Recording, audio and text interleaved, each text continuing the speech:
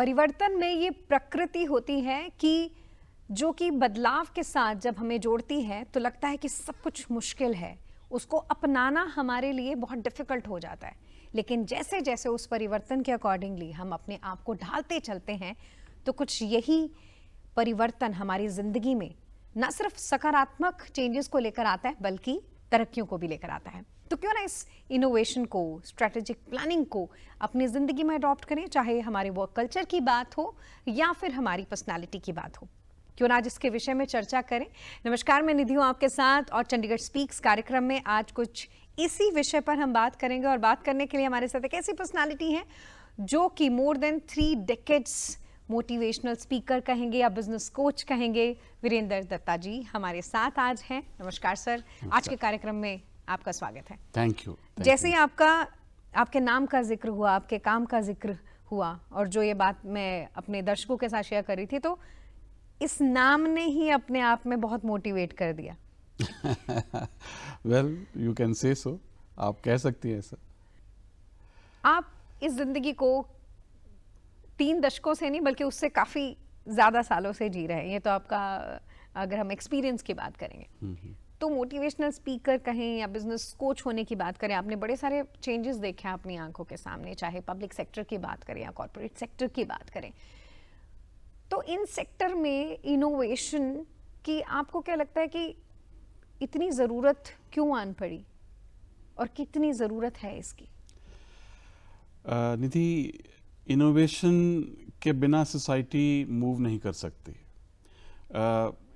Society को हमेशा evolve होना पड़ता है, जैसे कि प्रकृति का नियम है।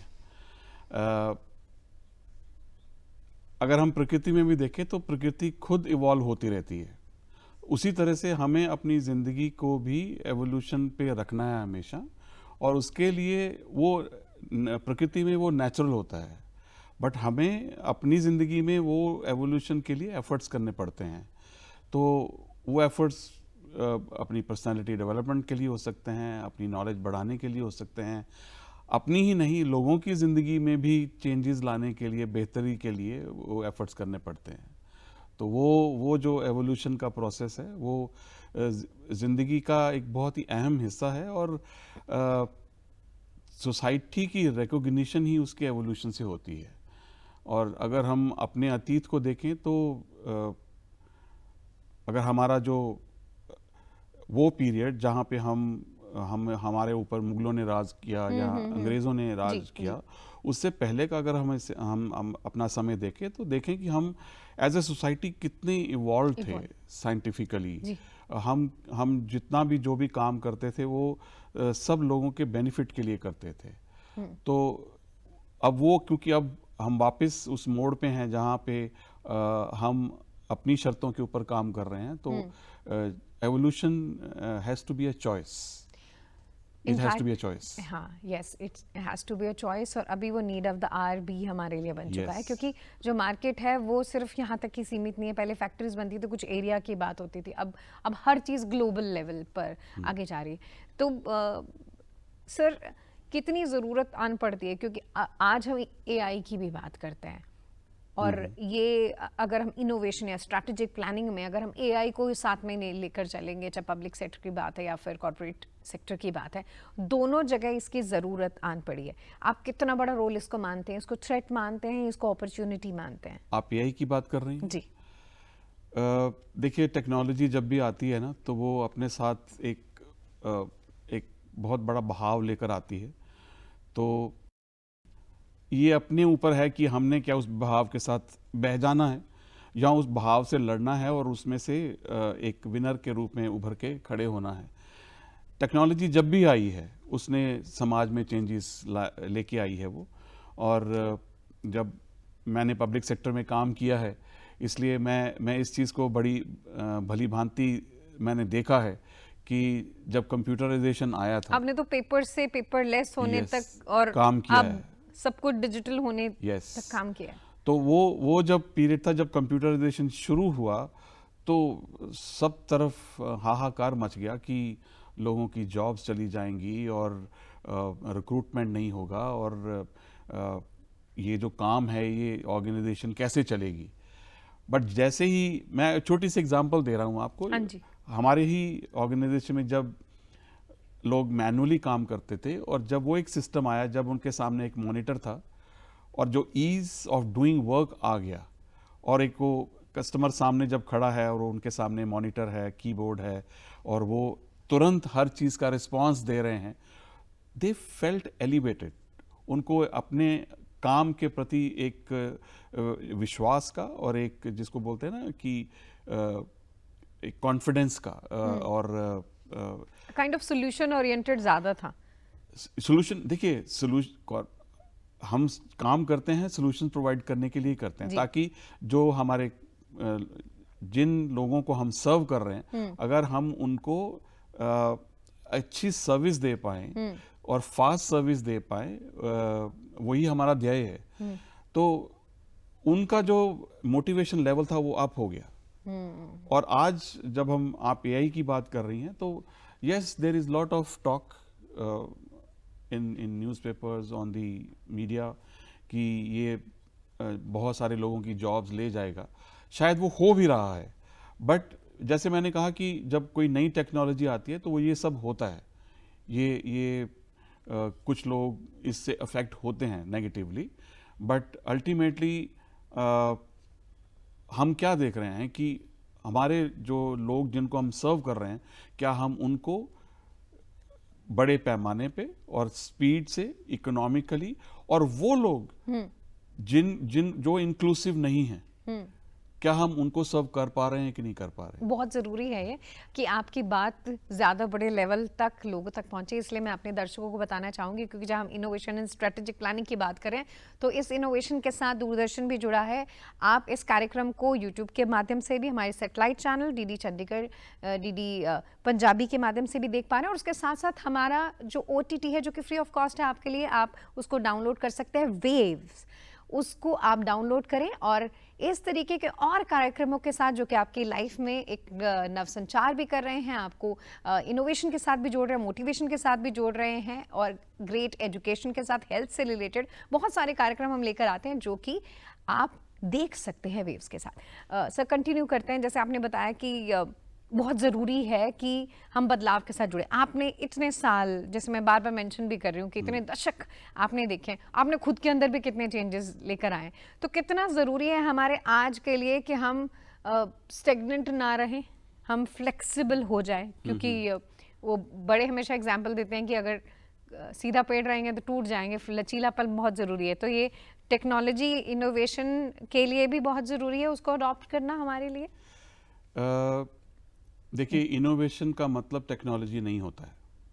इनोवेशन का मतलब होता है कि हम किस चीज़ को कितनी स्पीड से, कितने बड़े पैमाने पर, कितने लोगों तक पहुंच सकते हैं। It can be totally a new way of doing a thing, कितना क्रिएटिव, चाहे उसमें टेक्नोलॉजी है या नहीं है। अब आप ये देखिए, एक छोटी सी एग्जांपल देता हूँ। जैसे सर्विस लेके आया जब अपनी, तो उन्होंने कुछ नहीं किया, उन्होंने सिर्फ जो डेटा था, क्योंकि तब ऑलरेडी एस्टेब्लिश्ड प्लेयर्स थे मार्केट में, बट उन्होंने जो डेटा था उसको ट्रांसफॉर्म किया इनटू वॉइस, और वो हमारे सामने आए with a totally new pricing strategy. तो उससे वो अपने और लोगों तक पहुंच पाए जो अदरवाइज शायद ना पहुंचते। मतलब चाहे कोई भी कंपनी हो, डिपेंड करता है विदाउट टेकिंग देयर नेम कि वो कितने इनोवेटिव आइडियाज लेकर आते हैं, ताकि वो टेक्नोलॉजी का इस्तेमाल सही तरीके से कर सकें to reach to the larger audience. बिल्कुल। और आज हमारा जो देश है वो दुनिया का सबसे बड़ा स्टार्टअप हब है। अब ये स्टार्टअप क्या हैं? ये लोगों को इनोवेट करने का एक बहुत ही आसान माध्यम है। आज फाइनेंशियल इंस्टीट्यूशंस खड़ी हैं, हाँ जी, कि आप कोई भी ऐसा एक आइडिया लेके आओ जिससे लोगों को फायदा हो, उनकी जिंदगी आसान हो, उनकी जिंदगी बेहतर हो। और ऐसे वो लोग जो जिनके पास सिस्टम नहीं पहुंच सकता हाँ है, जी, वो थ्रू स्टार्टअप, जो छोटे छोटे गांव में, छोटे छोटे शहरों में जो आजकल के यंग बच्चे हैं, इनोवेटर्स हैं, जो वो काम कर रहे हैं इसके ऊपर, तो इनोवेशन इज दैट कि हम कितने लोगों तक, कितनी स्पीड से, कितने वॉल्यूम में और कितनी जल्दी पहुंच सकते हैं। जी। Innovation is that. तो एंड जैसे मैंने बात की कि एक स्टार्टअप का एक माहौल बना हुआ है and we are all talking. आज क्या है कि जो माहौल है वो क्या कह रहा है कि जो गवर्नमेंट है और जो जनता है उसके बीच में कोई फेंस नहीं है। There is no fence in between them कि हम यहां से शाउट कर रहे हैं कि ये नहीं हुआ, वो नहीं हुआ। आज गवर्नमेंट ये कह रही है आपको प्रॉब्लम है, आप सोल्यूशन लेके आइए। बच्चों को एनकरेज कर रहे हैं। There are so many internships going on in the government sector, जो गवर्नमेंट एनकरेज कर रही है कि आप अपने आसपास अगर कोई प्रॉब्लम देख रहे हैं सो दैट मीन्स वो आपके लिए अपॉर्चुनिटी है ताकि उसके सॉल्यूशन के साथ उसके सोल्यूशन। देखिए, एजुकेशन है, हेल्थ है, हाइजीन है, रोड्स हैं and so many issues that we have. ठीक है, जो खास करके जो ऐसे वर्ग जो समाज के हमारे जो लोगों को अप्रोच करने में डरते हैं, हम पहुंचेंगे उनके पास। So that will happen through innovation, that will happen through ये सब जो लोग बच्चे अपने इंटरेस्टिंग आइडियाज के साथ सामने आ रहे हैं, ताकि हम उन लोगों की जिंदगी में एक चेंज ला सके। ये बहुत ज़रूरी पॉइंट है। जैसे आपने बताया कि गवर्नमेंट ये सारी हमें अपॉर्चुनिटीज़ दे रही है, तो अगर पब्लिक सेक्टर की बात करें और कॉरपोरेट सेक्टर की बात करें तो क्या ये बहुत सी जगह हैंड टू हैंड एक साथ भी काम करें? क्योंकि आपने दोनों सेक्टर को मोटिवेट किया है, उनकी कल्चर देखा है, इनफैक्ट आपने उनकी प्रॉब्लम्स को एड्रेस किया, सोल्यूशन प्रोवाइड किया और उनके काम को आगे बढ़ाया। तो आपने इन दोनों में कितनी समानताएं देखी हैं लोगों के चैलेंजेस को लेकर और कितनी असमानताएं देखी हैं? देखिए, public sector is what we call the government and corporate sector is the business. आज बहुत सारे businesses they are working in collaboration with the government, ताकि वो बेनिफिट्स जो सरकार किसी भी रीजंस के कारण लोगों तक नहीं पहुंच पा रही है वो कॉर्पोरेट सेक्टर पहुंचेगा। So there are good corporate houses जो पंजाब के जो बॉर्डर एरियाज हैं, जहाँ पे स्कूल्स नहीं हैं, एक एक रुपया ट्यूशन फी लेके बच्चों को वर्ल्ड क्लास एजुकेशन दे रहे हैं, राइट? तो आज दो कैंप्स नहीं हैं, एक गवर्नमेंट है, एक कॉर्पोरेट सेक्टर है। आज उनको कोलैबोरेट करना पड़ेगा। The key word is collaboration and government is all open for collaboration. कि आप किसी समस्या का अगर आपके पास हल है, हम उसके लिए बैठे हैं, आपको वो हर तरह की हरी झंडी देने के लिए जो उस काम को आगे बढ़ने के लिए चाहिए। सो इसलिए कॉर्पोरेट सेक्टर देखिए प्राइमरीली तो प्रॉफिट के लिए काम करता है, बट क्या वो खूबसूरत पल होगा जब प्रॉफिट भी होगा और लोगों का उद्धार भी होगा। सो आज ये कंपटीशन नहीं है या गवर्नमेंट वर्सेस कॉर्पोरेट सेक्टर नहीं है, आज कोलैबोरेशन का टाइम है। बिल्कुल, पब्लिक प्राइवेट सेक्टर में साथ मिलके काम करेंगे। और जब हम आज निकलते हैं घर से बाहर, सुंदर सड़कें देखते हैं, सुंदर इंफ्रास्ट्रक्चर देखते हैं, और एक जगह से दूसरी जगह जाना आज कितना आसान हो गया है। ये सब जब चीज़ें देखते हैं, क्योंकि बहुत सारी रोड कंस्ट्रक्शन जो है वो कॉर्पोरेट सेक्टर के पास है, की भी हो रही है ना? तो वो उस चीज़ ने, देखिए आप लोगों का कितना टाइम बचाया, कचरा प्रबंधन को लेकर बड़े सारे अलग अलग जो काम है जो साथ में मिलकर काम करें। जी। अब ये सारे सवाल मैं तो आपसे पूछ रही हूँ, मुझे ऐसा लगता है जैसे आपने कहा तो कोलैबोरेशन बहुत ज़रूरी है, वैसे ही कोलैबोरेशन ज़रूरी है। हमारे पास कुछ सवाल भी आ चुके हैं। सर, आजकल जो ट्रेंड चल रहा है उसमें पब्लिक सेक्टर की तरफ ज़्यादा ट्रेंड है, क्योंकि उसमें पोटेंशियल और ग्रोथ ज़्यादा है। नहीं, मेरा देखो जी, मेरा पक्ष ਇਹ ਹੈ ਕਿ ਮੈਨੂੰ ਜਿਹੜੇ ਹੈਗੀ ਨੌਕਰੀ ਸਰਕਾਰੀ ਪਸੰਦ ਹੈ। ਇਹਦਾ ਵੱਡਾ ਕਾਰਨ ਇਹ ਹੈ ਕਿ ਜਿਵੇਂ ਵੀ ਹਰੇਕ ਨੂੰ ਸਰਮਾਏਦਾਰੀ ਚੰਗੀ ਲੱਗਦੀ ਹੈ ਨਾ, ਹਰੇਕ ਨੂੰ ਅਫਸਰਸ਼ਾਹੀ ਚੰਗੀ ਲੱਗਦੀ ਹੈ। ਸੋ ਮੇਰਾ ਵੀ ਮੰਨਣਾ ਹੈ ਕਿ ਮੈਨੂੰ ਅਫਸਰਸ਼ਾਹੀ ਜਾਣਾ ਚਾਹੀਦਾ। कोशिश करूँगा कि मेरे बच्चे भी गवर्नमेंट जॉब में ही जाए, किसी मतलब ऑफिसर टाइप में रैंक में ना। प्राइवेट सेक्टर में मतलब वो बहुत निम्न दर्जे की है, मतलब ना तो वहाँ पे कोई वर्कर के राइट्स हैं, मतलब वर्किंग राइट्स है, लगातार लेबर राइट्स हैं जो वो कम किए जा रहे हैं। जॉब अगर आपकी सरकारी है तो आपको लाइफ टाइम में सिक्योरिटी मिल जाती है, फ्यूचर में आपको टेंशन लेने की ज़रूरत नहीं होती है, काफ़ी चीज़ें इसमें इन्वॉल्व हो जाती हैं, जैसे बच्चों की पढ़ाई इन्वॉल्व हो जाती है, वो चीज़ें सिक्योर होकर चलती है तो लाइफ टाइम में आपको कोई दिक्कत नहीं आएगी। बाकी प्राइवेट सेक्टर में आप देखो हायरिंग एंड फायरिंग कैसे होती है एट विल। आपको कोई आता है और बोल देता है सीईओ कि आपको 80 घंटे एक हफ्ते में काम करना चाहिए, 90 घंटे काम करना चाहिए। गवर्नमेंट सेक्टर में एक थोड़ी सी छुट्टी होती है कि आपको सुबह जाना है 8 बजे, शाम के 5 बजे या 4 बजे आप फ्री हैं, तो आपकी एक एश्योर्ड इनकम है, आपको पैसा मिलेगा ही। बट प्राइवेट सेक्टर में ये फैसिलिटी आपके पास नहीं है। लेकिन गवर्नमेंट ने बहुत सारे इनिशिएटिव लिए हैं जिसमें मैं वो यूथ को प्रमोट कर रही है गवर्नमेंट जॉब की तरफ, और गवर्नमेंट प्रमोट कर रही है स्किल ओरिएंटेड कोर्सेज की तरफ, जिसमें स्किल के थ्रू जो है मार्केट के गैप को पूरा किया जा सके। प्राइवेट सेक्टर एजुकेशन में होना ही नहीं चाहिए, तो मैं भी चाहूँगा कि कोई सरकारी सेक्टर कॉलेज यूनिवर्सिटी में मुझे जॉब मिले। बच्चों को भी मैं कोशिश करूँगा कि बच्चों को मैं किसी गवर्नमेंट की ही तैयारी कराऊँ। गवर्नमेंट सेक्टर में बहुत सारी अपॉर्चुनिटीज़ है, जैसे आईएएस है, यूपीएससी के थ्रू बहुत सारी अपॉर्चुनिटीज़ है, रेलवेज़ में है, डिफेंस में है, बैंकिंग में है, बहुत सारे सेक्टर्स हैं जहाँ पे गवर्नमेंट ने जॉब क्रिएशन करी है यूथ के लिए। सवालों का झड़ी लग गई है और उस सारी झड़ी में हमने ये देखा है कि ऐसा लगता है कि फ्रीडम की बात करें, कंफर्ट की बात करें और समवेयर हायरिंग फायरिंग थोड़ा सा थ्रेट, ऐसा लगता है कि still we are incline to more to public sector. चाहे साल गुजर गए, लेकिन क्यों ये है और आप क्या कहना चाहेंगे इसके बारे में? नहीं, अगर ये कोई आपने ऐसे तो सोच रहा है ना, दोनों जगह आपने जी, अगर कोई ये सोच रहा है ना mentorship कि किया। पब्लिक सेक्टर ज्वाइन करेंगे तो कंफर्ट रहेगा, 5 बजे घर आ सकते हैं, ये गलत है।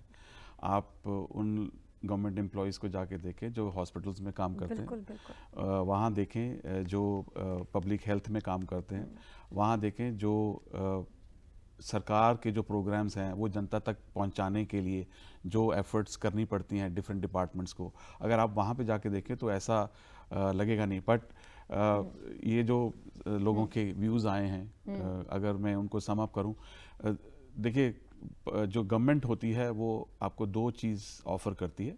One is the intent and second is a scale.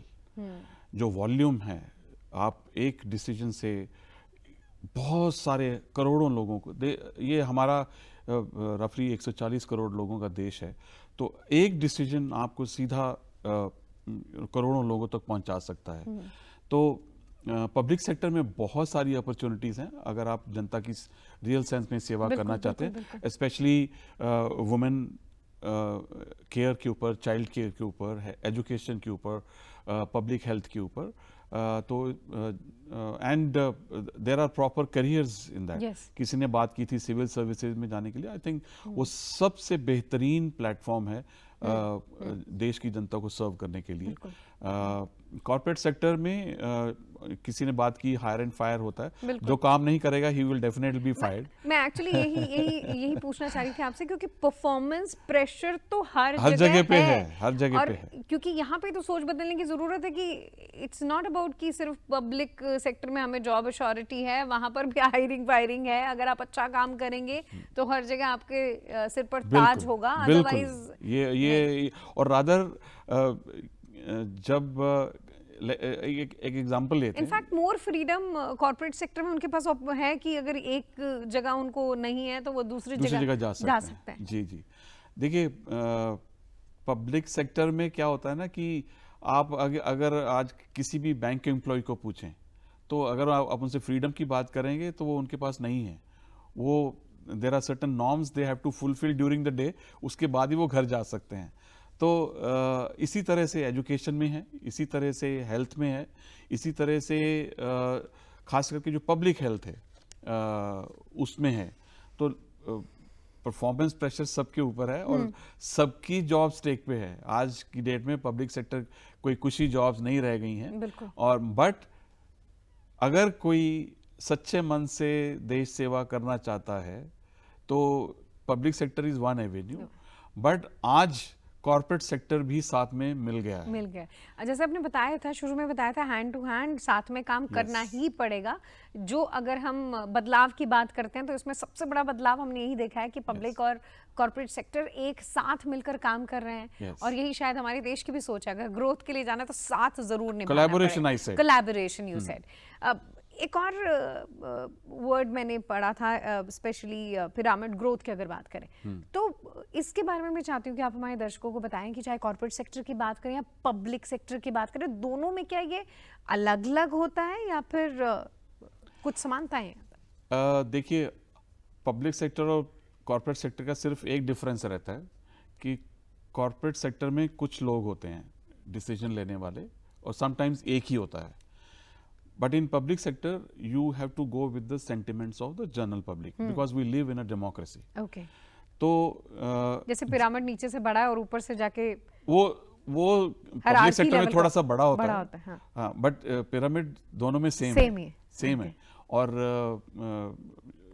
उसका जो स्केल है वो डिफरेंट हो सकता है, but in terms of decision making and other things, that pyramid remains. In fact हम अपने दर्शकों को भी बता रहे हैं कि पिरामिड ग्रोथ के जो स्केल हैं और किस तरीके से वो ऑपरेट करता है उसके बारे में अपनी स्क्रीन के जरिए बता रहे हैं। आप बता रहे हैं और हम साथ साथ दर्शा रहे हैं। जी जी, देखिए,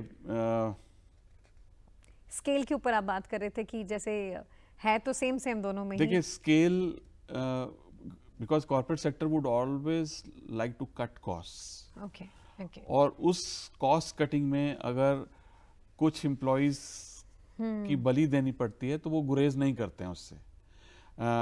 but at the same time जो स्पीड है, स्पीड ऑफ एग्जीक्यूशन है, और जो पेनिट्रेशन है वो कॉर्पोरेट सेक्टर से आती है, और जो स्केल है वो पब्लिक सेक्टर से आता है। जो पिरामिड है वो पिरामिड रहेगा, कि नीचे बेस जब थोड़ा चौड़ा होता है and as you grow top management तक वो कम होता जाता है। हाँ, कम होता जाता है, but that remains the scale में वेरी।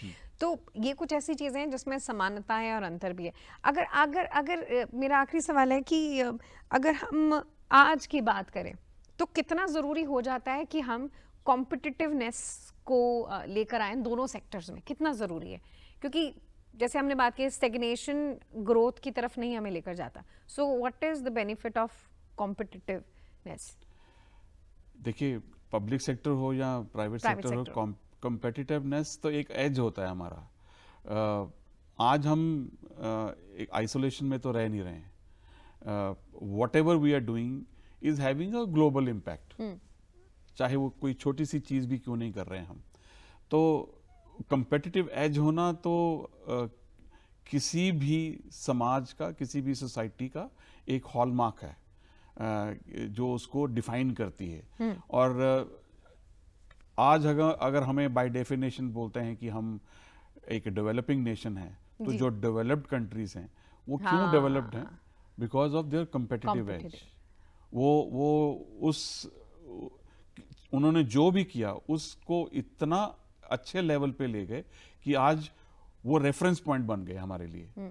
तो कंपेटिटिव एज तो हेल्दी कॉम्पिटिटिव एज दोनों में बहुत ज़्यादा और जैसे मैंने कहा कि आज हम एक छोटे से ककून में नहीं है। व्हाटएवर वी आर डूइंग वो उसका ग्लोबल इम्पैक्ट आ रहा है। चाहे वो हमारा पानी है, चाहे वो हमारी हवा है, चाहे वो हमारा व्हीकल से निकलता हुआ धुआं है। It is having a global impact. तो इन सब चीज़ों को कंट्रोल करने के लिए अगर हम कोई टेक्नोलॉजी लेके आते हैं, कोई रिफॉर्म्स लेके आते हैं, तो वो सिर्फ हमें ही नहीं हेल्प करने वाला, वो सारी दुनिया को हेल्प करने वाला है। बहुत बड़ी बात है और ये समझने की भी बात है। आप मोटिवेट करते हैं, इनफैक्ट चाहे एक पर्सनल कॉन्वर्सेशन की बात हो या फिर प्राइवेट और कॉर्पोरेट सेक्टर को, पब्लिक सेक्टर को एड्रेस करने की बात हो। जाते जाते आप हमारे दर्शकों को क्या ऐसा करना चाहेंगे जो कि पब्लिक और कॉर्पोरेट सेक्टर में काम करें या फिर उसमें कदम रखने वाले हैं, कि किन किन चीज़ों की तैयारी करके चले? आई थिंक इस वक्त जो समय की जो ज़रूरत है, that is to grow sensitive to our environment. हम लोग सेंसिटिव नहीं हैं। अभी भी आप सड़क पे अगर चले जाएं तो आपको एक गाड़ी ज़रूर ऐसी कोई मिलेगी जिसमें से किसी ने केला खा के गाड़ी से बाहर फेंका होगा, या पोटैटो चिप्स का लिफाफा बाहर फेंका होगा, या कहीं कोई सॉफ्ट ड्रिंक की बोतल फेंकी होगी। ये एक प्रतिबिंब है हमारे इनसेंसिटिव होने का। देखिए क्या एक सिचुएशन है कि देश के प्रधानमंत्री को एक स्वच्छता के ऊपर एक कैंपेन चलाना पड़ता है।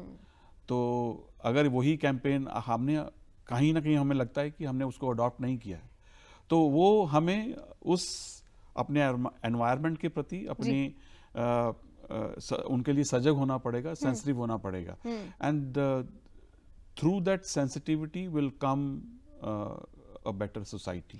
बहुत खूबसूरत बात कही है आपने, बड़े अच्छे अंदाज में बताया कि हम सिर्फ अपनी एक वर्क कल्चर के साथ तो जुड़े हैं, लेकिन वर्क एथिक्स के साथ भी जुड़े, जो कि हमें हमारी एनवायरनमेंट के प्रति है, हमारे सोसाइटी के प्रति है, giving back to the society. काम हम चाहे किसी भी सेक्टर में कर रहे हैं, ऑटोमेटिकली हमें मोटिवेट करेगा जब हम अपनी आबो हवा को भी कुछ देकर जाएंगे। आज के इस कार्यक्रम में जुड़ने के लिए विदेंद्र दत्ता जी, आपका मैं निधि तहे दिल से धन्यवाद कहना चाहती हूँ और अपने दर्शकों को कहना चाहती हूँ कि आप हमारे satellite channel DD Chandigarh, DD Punjabi के साथ इस कार्यक्रम को देखेंगे, यूट्यूब चैनल के साथ देखेंगे, और वेव हमारा OTT प्लेटफॉर्म है, इसे डाउनलोड कीजिए और ऐसे ही अनेकों कार्यक्रमों के साथ जरूर जुड़िए। धन्यवाद। Thank you.